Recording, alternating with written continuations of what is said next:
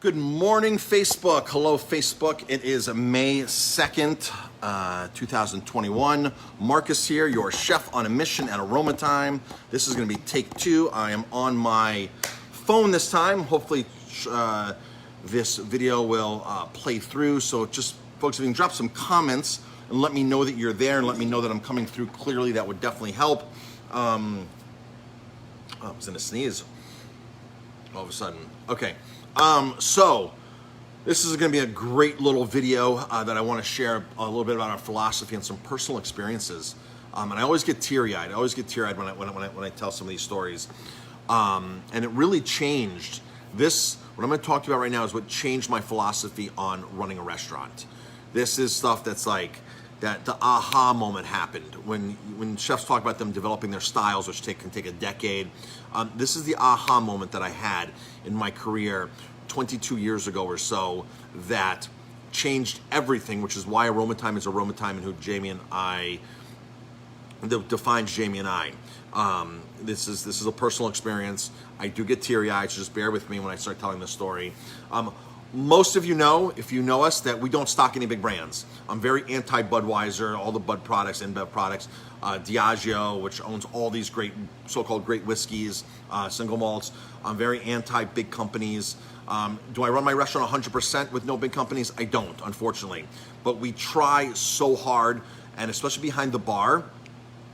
You look behind the bar at all of our stuff behind here. These are all independents back here. Everything back there is independents. We pride ourselves on independence, beers, spirits, wines, wines that come from small family-run operations. You can bring the best wine in here. There's 98 points, this, and this, and it's amazing, right? It can be a $300 bottle of wine, $200 bottle. It can be amazing. And 98 points, and taste me on it. And if it comes from a big company, I have zero interest in buying it. I have zero interest in buying that wine. Same thing with all this other stuff. If it comes from a big company, I have zero interest. And I'm gonna talk about how that became. So, Colorado, late 90s. I worked in Colorado many times. In the early 90s, mid 90s, and the late 90s again. That decade, the 90s, I found myself living in Colorado 3 or 4 times. The last 4-year stint in Colorado was the most important. I was at the Broadmoor. Then I became an executive chef at a country club briefly. They went bankrupt and ended up closing. Then I found myself for 2 years as a partner at a place called Walter's Bistro in Colorado Springs. And this was where the magic happened. This is where my whole philosophy changed. This is where I went through a food revolution, through my diet, and through my business practices. As chefs, hopefully everybody can hear me, by the way. Hopefully I'm not being pixelated. Hopefully this is playing through. Just drop some comments and let me know that you're on here, that this is doing good. Joel made the comment last time that it was shaky, so I restarted this. So just leave me comments and let me know that you're in here watching this. This is going to be some great content. This is a personal story. This is what I consider real marketing, right? I'm just going to tell you a bit about my philosophy here and stories. So, and this is the defining moment of myself, my cooking career, and the foundation of Aroma Time. So, late 90s, 10 of us chefs get together in Colorado Springs. Some really awesome chefs that I really respect, great chefs. And we sat down with farmers. There was no adequate farmers market at the time in Colorado Springs. It was a vendor market, which means people that were selling there were basically vendors. They were picking up produce at a warehouse, and then going there and setting up and pretending that they're farmers. Or if you ask the right questions, they would tell you who they really were. Then there were some other people in there that were like jobbers. They just go around to local farms and round up stuff and set up. And there were very few farmers there. And we were upset with the farmers market, so we wanted to change that. So we contacted a bunch of local farmers that we knew of, and we sat down with them, 10 farmers on one side of the table, 10 chefs on one side of the table, and one of the chefs, I remember Kettle Larson from the Phantom Canyon Brewing, he was like, yeah, we got like $1 million plus purchasing power on this side of the table, like, what can you guys do for us? And the farmers were like, whoa, like we've never had this conversation with chefs before, like, they got money and we're willing to pay, what can you guys grow? So we started these in-depth relationships. Some of us chefs gravitated towards certain farmers. Some farmers sold to all of us chefs, but we started developing relationships. And I took this to the next level, and certain farms I contracted, like I knew all my potatoes were coming from J. Frost. Every potato I bought for the next year and a half came from J. Frost while I was at this restaurant. Every potato, year round. We negotiated a price that he was happy with, and that's what we paid for him. It was 18 bucks a bag back then. Normally you can buy them for 11 bucks a bag from the distributor back then. We were paying him 18 bucks, giving him much more than fair value. He was making all the money instead of sending it to a distributor. Instead of selling it for 6 or 7 bucks to a distributor and them selling it for 11 bucks, he was selling it 18 bucks straight to us. We were happy with that. Sometimes potatoes would get up to $19 or $20 from the distributor. He was still $18 with us. He got $18 year round, so it was very fair for him. Lamb, spinach. In fact, one farm, Pete, he was a small farm that was literally 5 blocks from the restaurant, and we paid for his organic certification. He was on 2 acres, and we bought everything he grew. In fact, I didn't even know exactly what he was growing sometimes, and he would just basically show up and say, "Hey, Marcus, my raspberry bushes were time to pick today, and here's like 2 flats of raspberries, and that's all you're gonna get from my raspberries." It's like, okay, time to make a dessert, time to do something out of them. So it was really awesome to be that creative and that like exclusive, and have like, it was like having our own farm. And so the farmers started growing stuff for us. We all started developing relationships. One day I got a phone call. From one of the farmers who was growing a lot of our beans, dried beans. And he was like, "Marcus, you saved my marriage." I was like, "What are you talking about?" He's like, "Marcus, you saved my marriage. My wife wanted me to go back in the tech world." He worked in tech. And he was like, I don't want an office job. I want a farm. And I left my career to be a farmer, and I could not sell my produce, my beans. I couldn't sell until I met you, and until you introduced me to all the chefs. He goes, I wasn't able to sell things. I wasn't able to get fair value for them. I wasn't able to sell them here in Colorado Springs. And he goes, now I have a viable farm. And that was the one thing my wife was concerned about, was money. And he goes, we were headed for divorce if I couldn't turn this farm around, and you single-handedly helped me turn this farm around. And I was like, oh wow, this is crazy. I didn't think of myself as that, but this is how he thought of me. Now, if you've ever read the book Fast Food Nation, Jamie, can you hand me the bottle of Kelt so I can transition into that story too? Kelt. So, if you've ever read the book Fast Food Nation was an amazing book exposing how horrific our food supply is in the U.S., especially in Colorado. They were talking about some beef farms there in Montfort, really. And if you've read that book and you remember the book, there's a gentleman in there that hung himself. He hung himself on his farm because his farm wasn't viable. And that person was actually the school board president where Jamie was working at the time in Hanover. Hanover, right, Jamie? Jamie was teaching in Hanover, and he was a school board president. He hung himself, and I didn't understand the relationship at the time that he hung himself and that this all was happening. So I met a farmer named J. Frost. J. Frost was this gentleman's brother, and Jay was a CAFR. So Jay taught me a great deal about the beef industry. I spent several days on his farm with him while they were calving cattle, while they were having babies out there. I remember the first time out there with Jay, we're driving in his old Ford pickup truck, and we're driving through the field, and he's like, "Marcus, take the steering wheel and just take the car. Just take the steering wheel and just slide over." I was like, "What are you talking about?" And he just jumps right out of this moving truck while we're in the field, and he jumps around and basically holds down one of the female cows and helps this mother give birth. She was having problems giving birth, and he went there and helped this cow give birth. And I'm took the wheel, I stopped the car, and I watched this whole thing unfold in front of me, oh wow. And after 10, 15 minutes, he gets back in the truck, he goes, she was having problems giving birth and this and that, and he goes, it's this happens from time to time where I have to jump in and help. I was like, whoa, this is crazy. So I learned a lot about the whole beef industry through Jay and calving. He's like, "Marcus, the deal now is I raise these on grass. I don't want to feed them anything because I don't want to put any money into them. And then they go to the auction. They go to another auction. They go to a mid feeder and finishing feeder and processor. And he explained everything. And I became very good friends with Frank Grindinger, who actually owned the processing plant where Jay took the cattle from. And Frank Grindinger, was in the book Fast Food Nation as well as a small processor doing the right thing. So turns out that the person who hung himself in the book Fast Food Nation was Jay's brother. The farm wasn't viable. The farm was late 90s farming. It wasn't a cool thing. People, processed foods, all this kind of stuff. Just the small farmer wasn't a viable thing in certain communities, a lot of communities across America. So before I left Colorado, we were moving, and my last conversation with Jay there was, he goes, Marcus, you saved my farm. He goes, my kids now have an option to come back. He goes, before this, I told my kids for years, you go to college, you get a degree, and you get the hell off the farm. He goes, you get off the farm.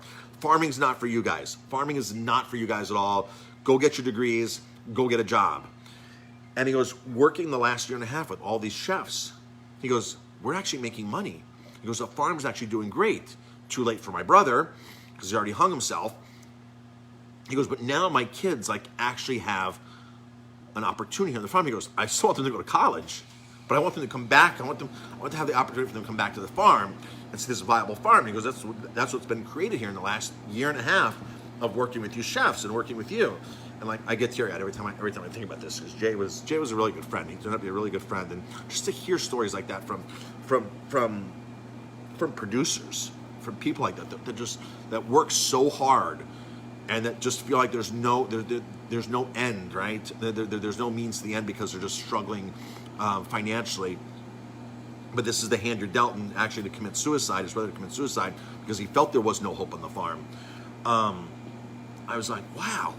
And as soon as he told me that, now the story about saving the guy's marriage, now the story about this from Jay, I'm like, you know what? I've been focusing, it's 1999, 2000. I've been focusing the last 10 years of my career trying to cook the best food possible, trying to make a 5-star experience, working at the Broadmoor, working at the Greenbrier, working at the Canal House, working at Mohawk, working for Pierre Kaufman at La Tante Claire, Michelin 3 stars, working for Anton Mazeman, cooking dinner for Princess Diana a month before she was killed because she came into dinner at Mazeman's, working for Paul Gaylor at the Lanesboro. My focus was putting the best food possible on the plate, creating the 5-star plate experience. But most chefs never think about the other end. To do that, who are you screwing? Who are you taking advantage of? What are you doing to the environment?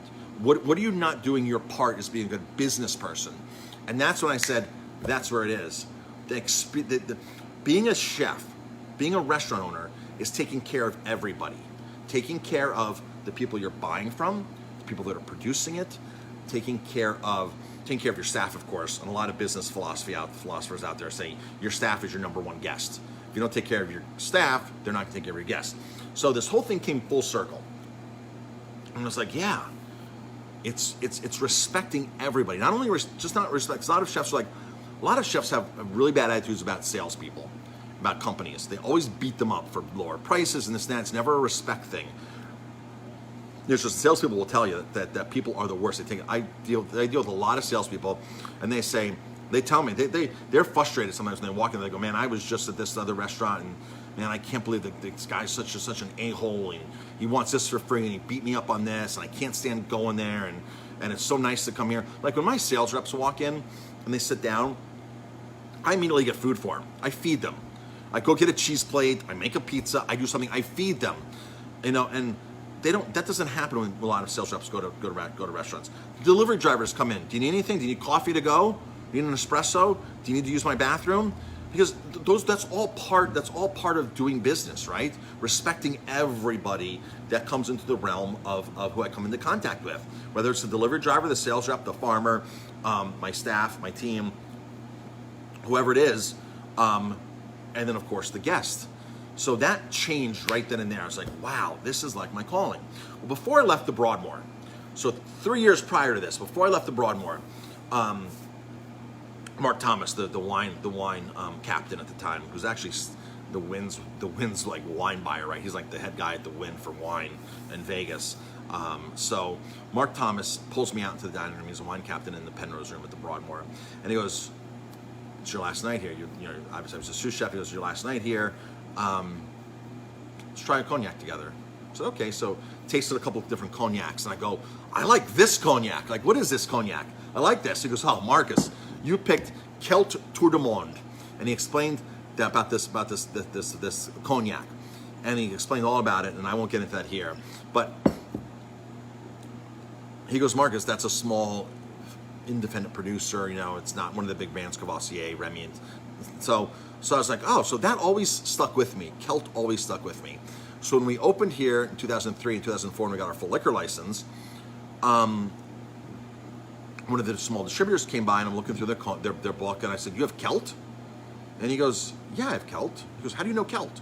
I said, "Oh, I was interested in Celt at the Broadmoor. It's like their number one like cognac on their cognac trolley at the end of the cognac cart at the end of the night." And he goes, "Yeah, not many people know it." I go, "I know the whole story about it." He was like, "Wow."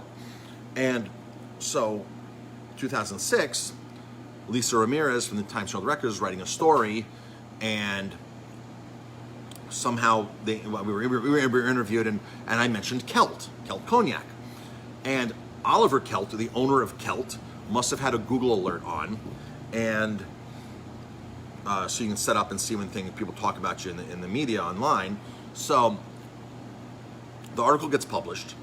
I mentioned Celt, how Celt is outselling all other cognacs 20-1, and a little bit about the process and this and that. And lo and behold, I get an email a day later, 2 days later, from Oliver Celt himself from Celt Cognac. And I'm like, wow, like, this is great. Like, Oliver Celt himself emailed me. And he goes, "Marcus, you're welcome here anytime. Thank you for that incredible write-up. Thank you for this and that. Please come visit me. Be my guest here. We've not gotten there yet. We have to get there. Be my guest." And I was like, just a personal email from the owner of an amazing company to take the time to do that. And I was like, that's awesome. Like, that's a great connection. And as we bought more and more from small independents like that, more and more of those experiences kept happening here at the restaurant.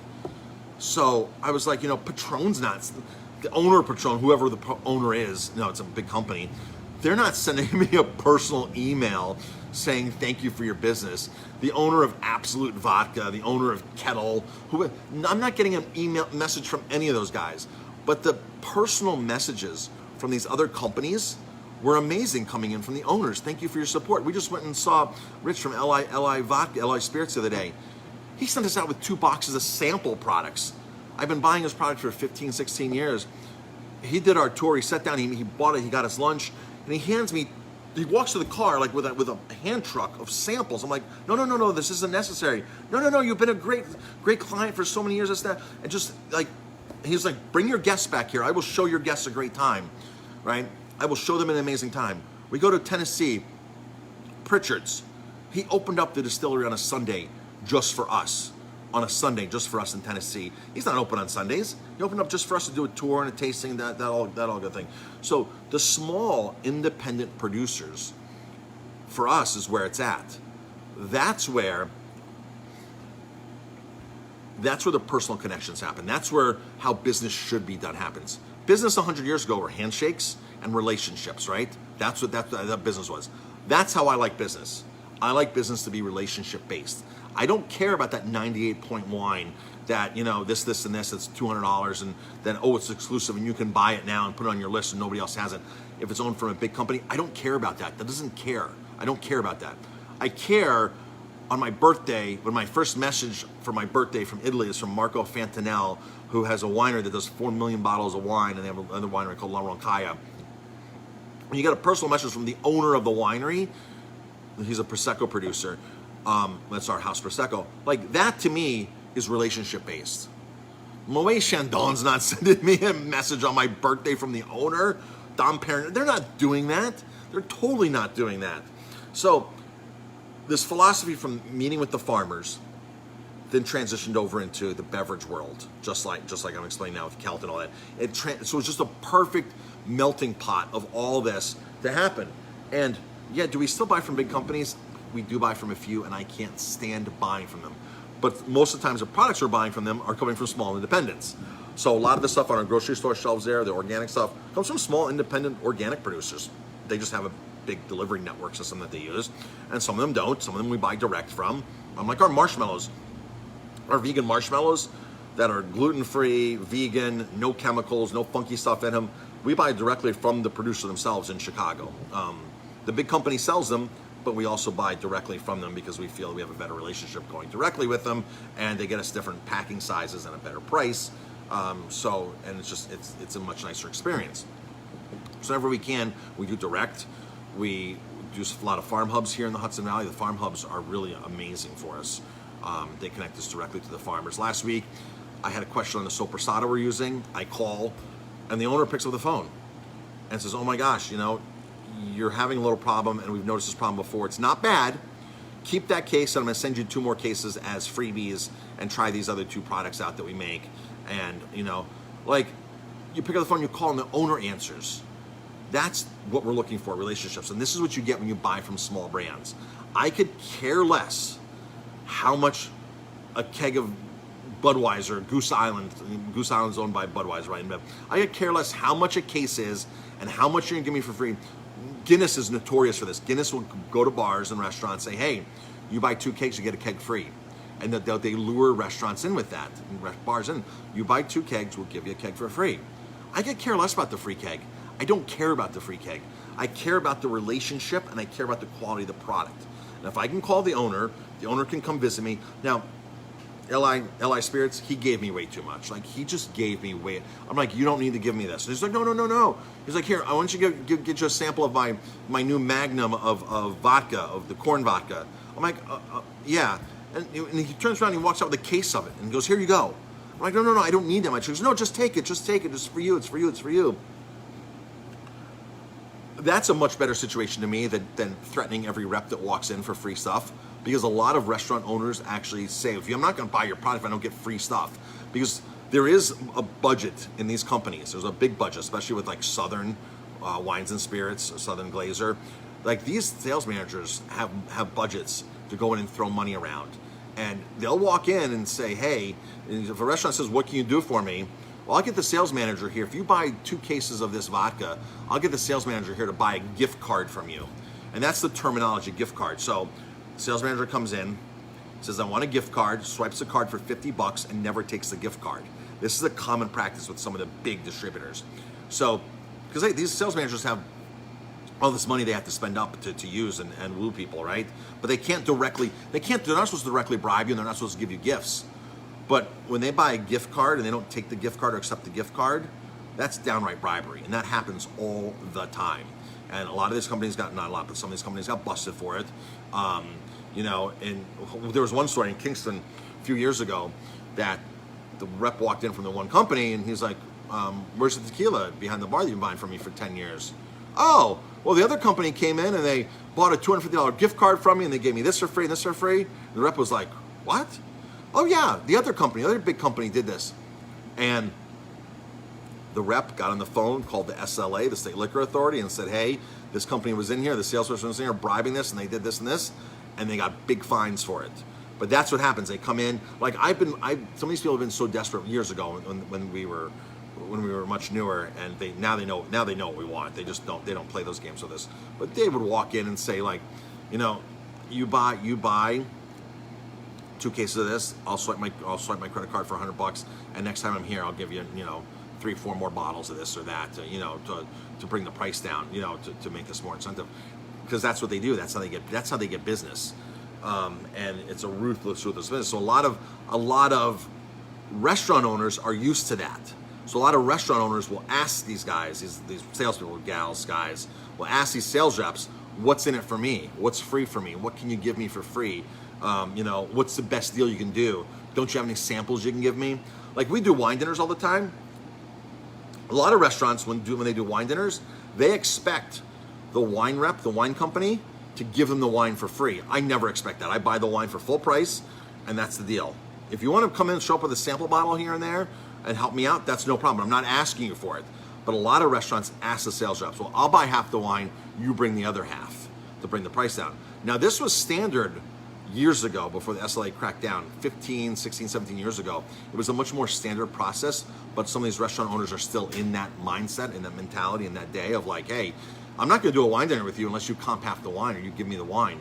And so what they do is they go to the parent company or to the broker and say, hey, you know, what kind of samples, what kind of program can you do for this restaurant XYZ, and you know, can we go and do a wine dinner? They have the budget for that because that's that 98 point wine that's owned by a big, massive company that has all these other wines in their family and their portfolio.